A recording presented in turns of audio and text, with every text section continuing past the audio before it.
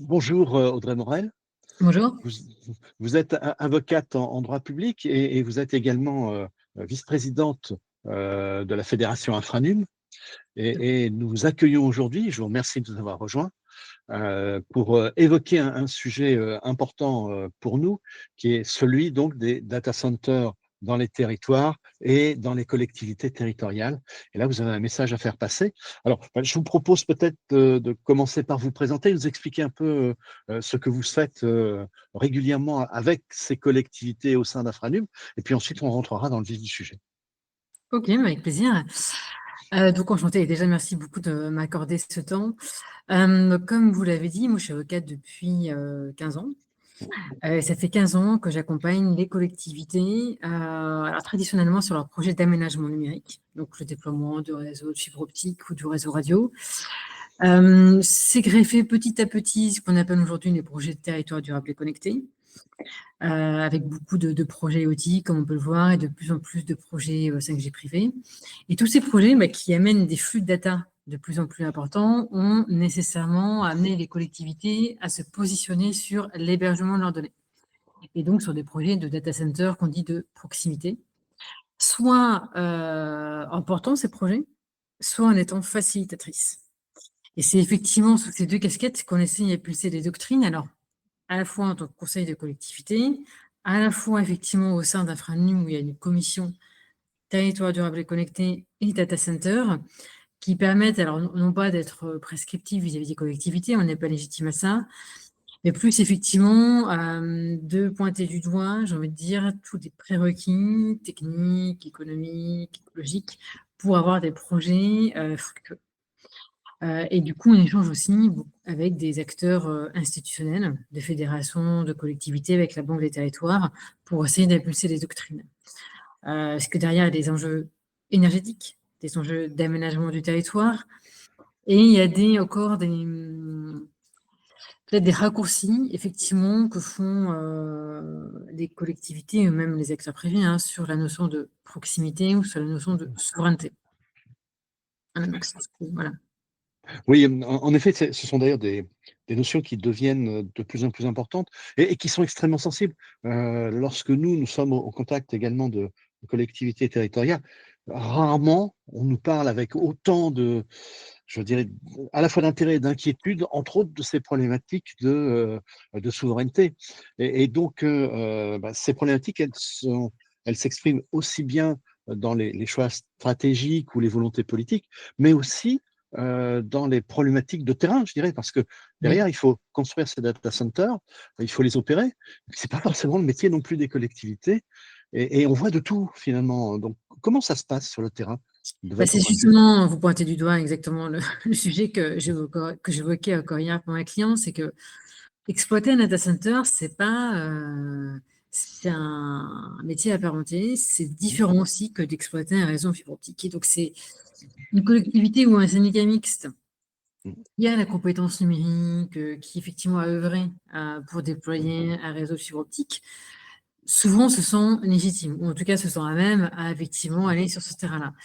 Et c'est compliqué effectivement de faire comprendre que c'est pas la même chose. D'ailleurs, même côté privé, on voit que l'écosystème des exploitants de data centers n'a rien à voir avec les opérateurs de réseau de RIP.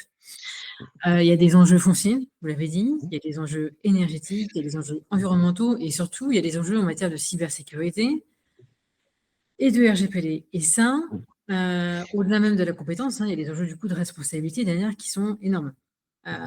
Et donc, au-delà de savoir si on a les moyens humains, si on a les moyens financiers, c'est est-ce que vraiment en tant que collectivité, je veux ou je suis capable de porter moi-même cette responsabilité au lieu d'un opérateur averti qui, lui, a les certifications nécessaires, qui ont un coût d'ailleurs, et qui dont c'est le métier depuis plusieurs années. Et ça nécessite un temps d'acculturation. Ça nécessite effectivement de faire monter en compétence les collectivités, non pas pour leur dire qu'elles ne doivent pas se saisir du sujet, elles ont raison de se préoccuper du sujet, mais que c'est pas, entre guillemets, c'est pas une infrastructure, on va dire, classique ou un service public, on va dire, usuel et qu'elles ne peuvent pas intervenir comme ça, en se disant, bon voilà, c'est juste un bâtiment, et puis derrière, on va passer un marché pour en confier une exploitation. Mhm. Si je résume, en fait, un data center pour une collectivité ou au service d'une collectivité, en théorie, c'est la même chose qu'un gros data center tel qu'on les connaît, sauf qu'il y a une couche, enfin, je dirais même 2 couches supplémentaires, c'est-à-dire une couche de responsabilité qui ne rentre pas habituellement dans le secteur public et sur laquelle il faut s'adapter, et puis une couche politique également qui Oui, vient pulser à la fois les projets, mais aussi les contraintes. Donc finalement, si je résume, c'est plus compliqué, c'est plus complexe c'est plus de complexe. développer un data center dans une collectivité. Tout à fait. Bah, encore une fois, c'est un métier à part entière qui n'est pas le métier, on va dire, normal des collectivités. Plus les aspects concurrentiels, sur lesquels je ne vais peut-être pas m'attarder, mais bon, effectivement, alors il y a deux situations. Il y a une collectivité qui veut un data center pour ses besoins propres. À la limite, elle est tout à fait légitime à porter ça en direct. Et après, c'est ce qu'on voit de plus en plus, hein, c'est les collectivités qui veulent mettre en place un data center pour les acteurs publics de son territoire, voire les entreprises locales, hein, et qui effectivement aussi oublient ce réflexe, hein, de s'interroger sur mais est-ce que moi je suis légitime à apporter en direct un data center alors qu'il y a des offres privées qui pourraient effectivement fournir une offre d'hébergement. Et cette offre privée-là, en fait, c'est ce qu'on essaie aussi d'expliquer en tant qu'AMO, hein, c'est qu'il faut la stimuler. Il y a un enjeu politique, pas forcément de porter un projet, mais plutôt de montrer qu'il a compris l'enjeu de l'hébergement à la donnée et qu'il a pris les mesures permettant d'offrir une offre d'hébergement adaptée aux acteurs publics. Et ça ne veut pas dire forcément, du coup, construire un data center sous maîtrise d'ouvrage public. Ça veut dire mettre en place des partenariats publics-privés pour effectivement que les opérateurs comme Clean, Trade et autres puissent effectivement, alors soit développer une offre adaptée au public, ou soit effectivement implanter un nouveau centre de données au niveau local. Oui, tout à fait. Merci pour ce rappel qui est important, c'est-à-dire de rappeler également qu'il y a une offre privée et que la démarche peut être. Et c'est là que vous intervenez également, c'est-à-dire que émerge aujourd'hui un nouveau modèle de partenariat. Oui, Et je crois que c'est quelque chose. On a déjà quelques exemples d'ailleurs, hein, très concrets. on Vous a avez des cité exemples. Euclid. En réalité, ça devient Enlighten aujourd'hui, mais Oui, on a un exemple très très concret qui est une grosse réussite. Donc, vous pouvez nous en parler. oui, De c'est quoi vrai. s'agit-il exactement? Alors, ce nouveau partenariat, il n'est pas propre au data center, hein. On l'a vu, on le voit d'ailleurs en place aujourd'hui en matière d'IAVE, par exemple. L'enjeu, c'est de dire, bon, on l'a dit tout à l'heure, en matière de data center, il y a un enjeu, c'est le foncier. C'est le nerf de la guerre, hein. On va dire clairement un foncier qui doit être accordé au réseau de RTE, qui doit être accordé à un réseau télécom. Donc, quand les collectivités ont compris ça, quand elles ont des terrains nus ou quand elles ont des bâtiments existants qui peuvent être aménagés, ce qu'on essaye d'impulser effectivement, c'est plutôt de faire ce qu'on appelle alors un appel à projet ou un AMI, un appel à manifestation d'intérêt, qui permet effectivement de sélectionner un opérateur de data center agile, avisé, qui est capable de mettre en place une offre de service pour les collectivités. En contrepartie du quoi, on lui met à disposition un terrain, un bâtiment, et du coup, in fine, hein, avec un volume de clients qui seront du coup les acteurs publics. Et ça, effectivement, alors c'est quelque chose qui a été éprouvé par un exemple dont on parle, hein, déjà depuis plusieurs années, hein, par le syndicat mixte Val-d'Oise numérique, Oui. qui avait fait ça du coup en lien à un partenariat avec EDF et qui effectivement a permis à Euclid de mettre en place un data center qui héberge aujourd'hui les collectivités, la région, les universités, beaucoup d'acteurs publics au sein de la région Île-de-France. Et c'est un partenariat qui est aussi en train d'être impulsé, sans que je puisse citer de nom, effectivement, mais par d'autres collectivités, par des syndicats d'énergie. Ceci dit, j'ai vu récemment, la semaine dernière, hein, la métropole de Lyon, qui a poussé cette même démarche, hein, pour le coup. Et encore une fois, ça ne veut pas dire qu'elles ne vont avoir aucun droit de regard, aucun pouvoir de contrôle vis-à-vis de l'opérateur qu'elles vont sélectionner. C'est juste une question c'est donnant-donnant. Oui. On sait tous que c'est très compliqué pour les opérateurs de data center d'obtenir des autorisations d'urbanisme, de trouver les terrains, d'avoir les autorisations environnementales. Et donc, c'est sur ce point-là que les collectivités vont être facilitatrices. En contrepartie du quoi, on introduit des critères de sélection qui permettent de challenger les opérateurs entre eux sur les aspects environnementaux, la tarification de l'offre de service, la sécurité de l'offre d'hébergement, les services à valeur ajoutée, pour que derrière, effectivement, ça impulse une dynamique d'hébergement des données publiques sur un même territoire, alors départemental ou métropolitain. Et ça, effectivement, on y croit. Alors, quand je dis on, c'est moi, effectivement, et d'autres cabinets de conseil avec qui je travaille sur le sujet. Ce modèle, effectivement, de tiers investisseur, hein, qui n'est pas le modèle classique qu'on a vu sur les RIP, hein, typiquement, c'est quelque chose qui s'y prête bien dans ce domaine-là, surtout quand il n'y a pas une carence de l'initiative privée. C'est pas aussi aux collectivités de ne pas être attaquées ou de ne pas faire des doublons inutiles de centres de données qui seraient contre-productifs sur des aspects financiers, environnementaux et autres. Oui, et puis alors, vous l'avez évoqué, mais c'est une vraie relation gagnant-gagnant. Ça, c'est Ouais. quand même aussi étonnant, il faut le rappeler, parce que c'est une des problématiques quand on est sur un partenariat public-privé, où à un moment donné, on ne sait pas qui se positionne ou autre. Et puis, on a eu quelques. Et puis, je rajouterais même qu'on est dans la droite ligne de tout ce qui a été fait sur la fibre, où aujourd'hui, ben, on est passé de la nécessité de la fibre à l'usage, finalement, de Exactement, cette tout à fait. fibre. Et donc oui, donc relation gagnant-gagnant. C'est-à-dire qu'en fait, et vous l'avez indiqué, finalement, l'entreprise qui va passer le partenariat avec la communauté, elle a déjà son premier client. Exactement, tout à fait. Mhm.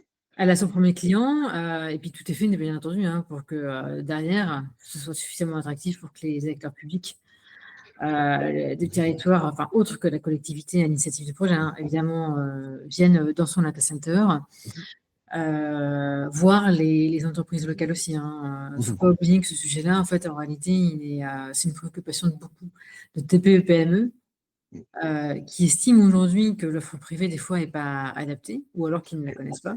Et donc, les collectivités aussi, il y en a qui font ça aussi, hein, pour l'hébergement ou pour plutôt permettre aux entreprises de rester sur leur territoire ou plutôt de venir sur leur territoire. Voilà, c'est un enjeu d'attractivité. Oui.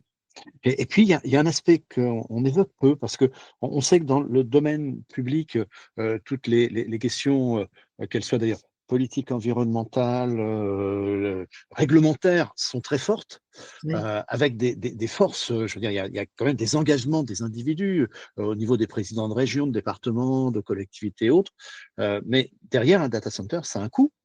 Oui. Ça coûte très cher, et on a l'impression quand même que beaucoup de collectivités ne se rendent pas compte de ce coût, et que lorsqu'elles sont les pieds au mur à construire, c'est pas si simple que ça à encaisser au niveau des budgets. Et donc là, on est sur un système qui permet d'avoir un équilibre.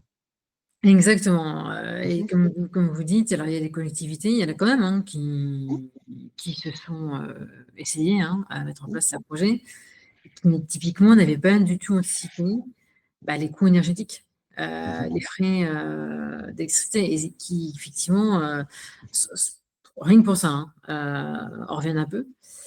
D'autres, mais c'est des cas marginaux, comme on peut le voir sur la Sarthe, qui ont pu mettre en place un projet de data center public parce que c'était intégré, on va dire, dans leur concession de réseau FTTH, et donc avec effectivement un équilibre qui a pu se trouver entre l'exploitation du réseau fibre et du data center, mais avec quand même le versement d'une subvention publique, hein. Mais les cas 100% maîtrise d'ouvrage public, vraiment, hein, ils sont très limités. Et dans le contexte actuel, en plus, hein, clairement, budgétaire, hein, faut le dire, c'est pas ce qui peut pulser. Après, ce qui est compliqué, c'est que les élus, comme vous dites, ils veulent communiquer dessus. Ils veulent communiquer, montrer que grâce à eux, ils vont mettre en place une offre d'hébergement souveraine, locale, etc. Et c'est ça, en fait, qui est compliqué, c'est d'expliquer à un élu que même en faisant ce partenariat, il peut communiquer justement, il peut montrer la valeur ajoutée d'une collectivité, même s'il finance rien, en fait. Donc, voilà. Après, il y a des enjeux politiques, surtout que le contexte qui va bientôt venir. Il faut que, du coup, nous, on arrive à faire passer, montrer que souveraineté n'égale pas maîtrise d'ouvrage. Et voilà, c'est complètement autre chose. Tout à fait. Vous avez dit quelque chose qui est quand même remarquable, c'est que, ils vont construire le data center, ils vont pas engager un centime finalement, puisque c'est l'opérateur qui va, alors, en dehors du fait de mettre à disposition la partie foncière. En dehors de mettre à disposition la partie foncière, dont ils vont aussi Mmh. percevoir un loyer Mmh. qui potentiellement va être modéré. Alors, le coût, quand même, que les collectivités vont quand même débourser, bien entendu, derrière, ça va être le coût d'accès à l'offre Oui, d'hébergement ou à l'offre de service. Bon, ça, tout à fait. évidemment. Mmh. Mais Oui. c'est Mmh. quand même, il faut le dire, des économies de plusieurs millions d'euros de construction et derrière de frais de fonctionnement qui sont permis grâce Mmh. au montage actuel. Tout à fait. Tout en conservant la maîtrise de leur IT, donc de leur informatique. Tout à fait. Tout à fait. Alors, revenons un petit peu, vous l'avez évoqué, il y a un type de contrat ou d'engagement qui s'appelle la manifestation d'intention. C'est ça, c'est l'appel à manifestation d'intention. Alors Ouais. là, je m'adresse à la juriste. Expliquez-nous comment ça marche. Et puis peut-être rappeler que dans le cas de toutes ces obligations réglementaires, c'est pas si compliqué que ça, peut-être. Non, alors, au contraire, c'est même un mode d'intervention plus souple parce que c'est pas régi par la commande publique. C'est ce qu'on voit, effectivement, je faisais le parallèle tout à l'heure avec les bandes de recharge. L'objectif, c'est une publication officielle, alors quand même sur des journaux officiels qu'on connaît tous, hein, qui sont classiquement utilisés par les collectivités, dans le cadre duquel elle décrit son projet, ses ambitions, le foncier potentiellement identifié, euh, les caractéristiques effectivement de l'opérateur et des offres de services dont elle veut bénéficier sur son territoire. Et par contre, avec des critères de sélection qui vont permettre de départager les différents candidats. Donc évidemment, alors, souvent, il y aura toujours un aspect, par exemple, un critère financier, donc sur la tarification des services, un critère technique justement sur les engagements en matière de cybersécurité, RGPD et autres, un critère environnemental, comment le projet va être effectivement le moins euh, moins tagué, effectivement, parce qu'il y a un enjeu clairement là-dessus qui est important. Donc, comment les enjeux de décarbonation vont être pris en compte par les opérateurs privés. Et donc, à partir de ce moment-là, vous avez plusieurs opérateurs qui répondent, avec qui on négocie dans le respect du principe d'égalité de traitement. Et à la fin, le contrat en fait qui est établi, c'est pas un marché public, c'est pas une concession, c'est un contrat de location de terrain, une mise à disposition de foncier qui est passé. Et après, derrière, libre aux collectivités qui le veulent ou aux entreprises de souscrire librement au catalogue de services de l'opérateur. Mais le premier contrat de base, le socle, ça va être la mise à disposition du foncier. Parce que c'est ça Mhm. qui va permettre de mettre en place le data center. Et une fois qu'il est mis en place, bon, là, effectivement, il y a l'offre de service, il y a voilà, tout enchaîne. Et donc, l'enjeu, effectivement, d'un point de vue juridique, quand même, c'est d'éviter que ces procédures soient requalifiées de marché public ou Mhm. de concession. Donc ça, on est très vigilant là-dessus. Effectivement, il ne faut pas qu'il y ait de versement de prix. Ça ne veut pas dire qu'il ne peut pas y avoir des subventions, mais il faut que ce soit à la marge. Il n'y a pas de devoir ou de pouvoir de contrôle de collectivité, en fait, comme on peut avoir sur les marchés publics. Il n'y a pas de pénalité si l'opérateur, effectivement, il ne déploie pas son data center exactement dans les délais indiqués. Donc certes, effectivement, de ce point de vue-là, il y a moins de droits de regard vis-à-vis des Mhm. collectivités. Il ne faut pas croire non plus qu'elles ont aucun levier, parce que derrière, si l'opérateur sélectionné, entre guillemets, ne fait rien dans la manière dont il avait prévu, bon, la collectivité, par contre, est libre de résilier la convention et de récupérer le fossé, et lui, il s'en va. Et pour le coup, voilà, il n'y a pas de. Nous, pour l'instant, on n'a pas vu dans d'autres secteurs. On n'a pas trop vu de dérapage de ce point de vue-là, parce que globalement, il faut dire ce qui est, les opérateurs privés aiment bien ces modèles-là. Ils gardent la maîtrise d'ouvrage. Ils ont un gain de temps considérable sur justement la mise à disposition de foncier. Et derrière, ils savent que s'ils font les choses, on va dire, globalement comme c'est prévu, ils ont un volume de clients qui garantit en bout de course. Donc, il ne faut pas aussi que les collectivités aient peur que parce qu'elles n'aient pas autant de prérogatives que dans les marchés publics, rien ne va se passer comme c'est prévu. Alors évidemment, on ne dit pas qu'il n'y a pas de glissement, ce n'est pas le sujet. Mais ça fonctionne quand même assez bien, je veux dire. Ce qu'il faut surtout, c'est en amont de l'AMI. C'est vrai que des fois, on a un peu tendance à se précipiter. La collectivité, quelle qu'elle soit, il faut quand même qu'elle prenne le temps d'évaluer quand même l'offre d'hébergement sur son territoire. Et quand je dis sur son territoire, c'est pas forcément au niveau stricto sensu sur sa métropole. Par exemple, presque au niveau départemental ou régional quand même. C'est avant de faire ça, est-ce que quand même, il y a combien de centres de données il y a sur mon territoire? Est-ce que l'offre privée, quand même, elle n'est pas satisfaisante ou est-ce que des fois, c'est elles qui ne les connaissent pas ou qui les maîtrisent mal, hein? Parce qu'en fait, c'est en fonction de ça, de ce diagnostic amont, qu'elles vont derrière calibrer leur appel à manifester son intérêt. Elles vont pouvoir déterminer ce qui manque sur l'aspect technique, ce qui manque sur l'aspect tarifaire, ce qui manque en termes de souveraineté. Et donc, c'est comme dans tous les secteurs, ça, hein. Pour la fille, il y a eu des schémas directeurs. Pour les RE, il y a des SDIR. Là, j'ai envie de dire, peut-être qu'en amont, effectivement, il y a pareil, entre guillemets, un schéma directeur ou un diagnostic à minima des offres d'hébergement existantes sur un même territoire. Non, mais ça c'est très clair. Et puis, de toute façon, on sait que sur le marché français actuellement, il y a d'une part, sur une partie du territoire, des manques d'offres locales, hein, très clairement. Et dans le même temps, il y a beaucoup d'acteurs, enfin, il y a quelques acteurs qui sont connus, qu'on appelle les acteurs de proximité de territoire Edge, qui sont en attente, hein, en recherche de terrain et voire d'accords de ce type-là. Peut-être pour terminer, on les a évoqués, on en a évoqué quelques-uns. Déjà, des projets de ce type-là ont été menés avec succès, mais ce qui a participé au succès, c'est aussi la rencontre d'hommes et de femmes. Je crois que là aussi, c'est important parce que c'est une vraie volonté de toutes les parties d'agir et d'aller ensemble. Et c'est une des causes du succès. Et je sais que vous êtes au cœur également de cette démarche, c'est-à-dire de cette mise en relation et de je dirais, de la mise en conformité de la relation, entre guillemets, au niveau d'une contractualisation ou autre.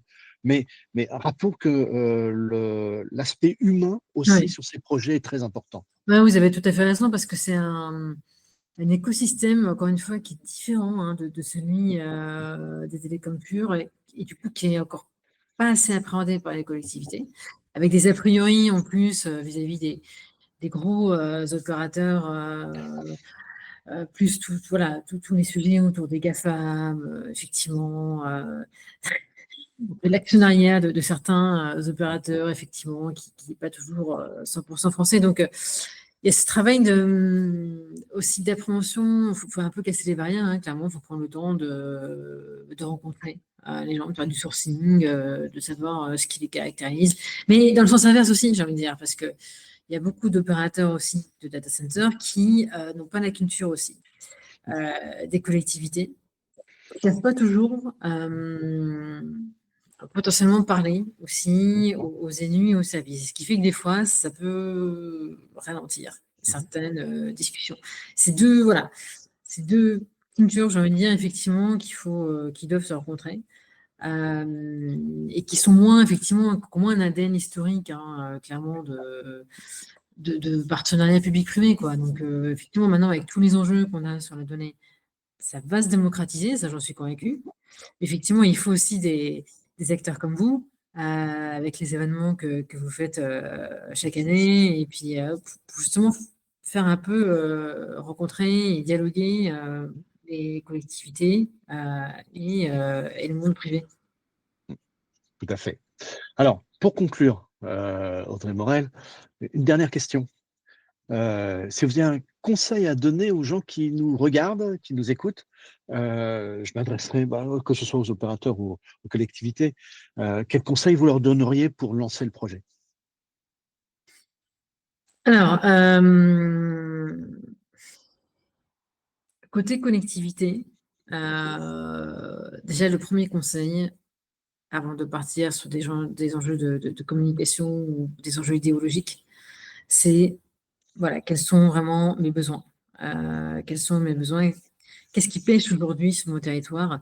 Pourquoi j'ai un besoin d'impulser un data center de proximité, au lieu de recourir à telle offre que j'ai peut-être sur le département d'à côté autre?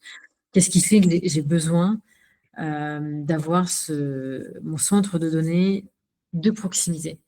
Et quels sont les atouts de mon territoire que je peux mettre en valeur? Donc ça, c'est côté collectivité, parce que derrière va découler le choix du montage contractuel.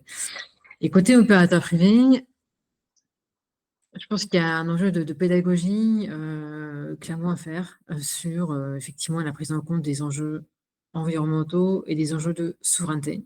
Il faut qu'ils aillent expliquer effectivement aux collectivités en quoi leur offre d'hébergement est souveraine, en quoi le fait que effectivement ils ne soient pas titulaires d'un marché public ou d'un contrat de concession ne va pas les priver d'accéder à leurs données quand elles veulent, en quoi elles vont être suffisamment sécurisées, en quoi elles ne vont pas s'envoler effectivement chez nos voisins américains ou chinois. Et c'est ça, en fait, aujourd'hui, clairement, qui va parler aux politiques, hein. C'est ces enjeux de sécurité et de souveraineté. Après, il y a les enjeux environnementaux, évidemment. Mais quand on n'est pas sous maîtrise d'ouvrage public, à la limite, quelque part, c'est pas ce qui va parler tout de suite aux élus. Eux, c'est comment ils vont pouvoir justifier en interne et à l'externe le fait de recourir à telle offre d'hébergement plutôt qu'une autre. Mmh. Tout à fait. Bah, écoutez, merci pour tous Non, ces mais éléments, merci. hein. Donc, et j'aurais tendance à dire à suivre parce que c'est un domaine qui va, évoluer et progresser, hein, vous l'avez bien exprimé. Merci Audrey Morel. Merci à vous.